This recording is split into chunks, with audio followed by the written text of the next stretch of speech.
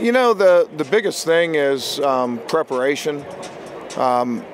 You know, Bill taught us that everything that touches the team is important. There's no detail that's unimportant, and you need to plan for every possibility. Worked an awful lot of hours and realized that, you know, it doesn't come easy in this league.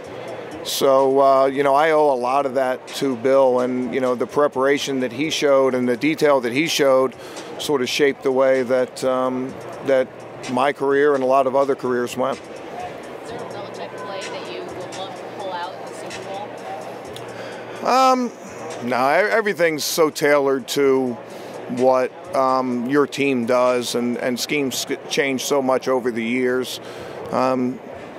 There's probably nothing that we're going to run that even remotely resembles what we ran when I was in Cleveland with Bill. And I'd probably say there's not a whole lot that the Patriots do right now that resemble that. And I think that's one of the things that's such a hallmark of Bill Belichick, is that he does adapt to the times. He does adapt to his players.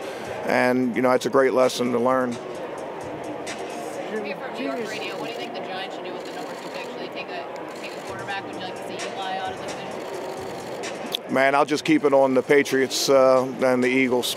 Jim, if this doesn't work out, would you coach in the XFL? I'll just keep it on the this game here. Bill's often referred to as a genius. I don't know if you think the word Bill used, but does it fit for him, and if so, why? Well, I don't know. I mean, he's really good at what he does, and he works really hard at it. I think one thing that I don't like about that label is that genius makes it seem like it just comes easy. And Bill's a product of a lot of hard work. I saw it firsthand. I saw the sacrifices that he made.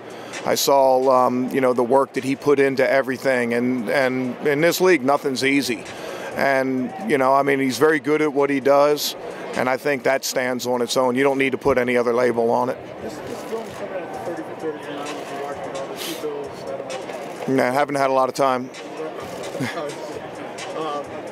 But when you do have time after the season, is that something you like, watching things like that, to just see inside the head of 2 guys like that? I don't know. I'll probably watch it at some point, but I sort of lived a little bit of it, so I don't know. I don't really spend a lot of time watching stuff like that, but maybe.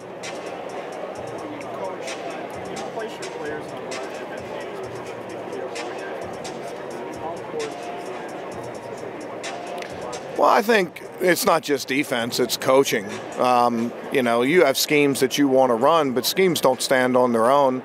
It's about the players that you have and trying to do what they can do.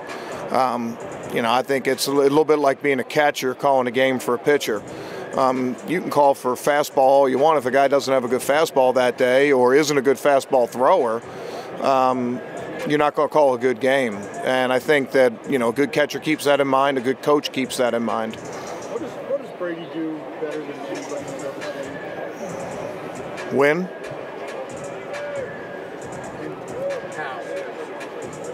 I mean, I think that's probably the bottom line.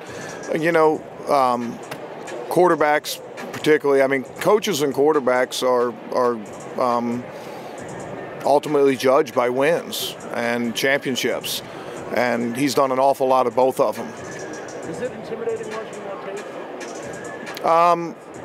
No, I mean, he's a quarterback in the NFL. Everybody's got strengths. Everybody has things that they do well. Our job is to go out and try to find a way to stop them. We've had a lot of challenges this year. This won't be different, but it might be our greatest challenge.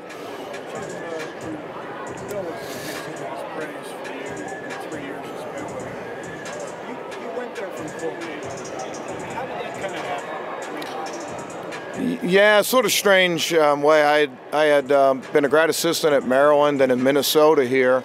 I had gone to North Carolina Central for a year and ended up at Colgate. And I was on the staff at Colgate that got fired. And we had 2 guys on our staff that used to coach at Navy. And they knew Steve Belichick, Bill's dad. And we were at the coaches convention that year, and it just so happened that the Cleveland Browns were coaching the Senior Bowl that year, so they were at the college coach convention. And they introduced me to Steve Belichick, introduced me to Bill. I was young. I had no bills. I could afford to work for free. And I wanted to break into the NFL, and had maybe a 15-second conversation with Bill that 4 months later, I got a call that asked if I'd be interested in, coming up and working 100 hours a week for free. And that was exactly what I was looking for. Yeah, it was awesome. And it's funny how it works, because I passed up a couple small college jobs to sort of keep that iron in the fire. And if I had taken one of those, I probably would have felt the responsibility to stick that job through, and maybe you wouldn't have got the opportunity to go to Cleveland and learn from guys like Bill Belichick and Nick Saban and Scott O'Brien and, Kirk Ferentz and Pat Hill. Man, what a great outfit it was. It sounds like you did pretty much everything there. He was talking about the fact that your ability to handle so many balls in the air at the same time and multitask.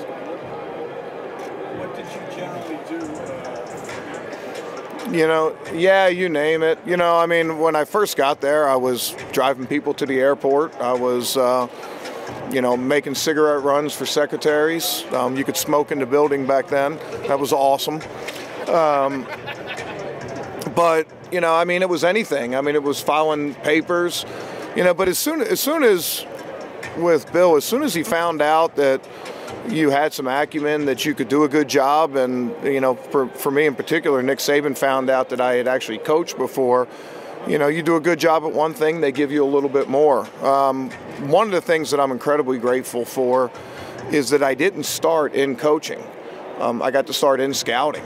And I got to develop that whole background of, learning the grading system and how to grade college players and NFL players.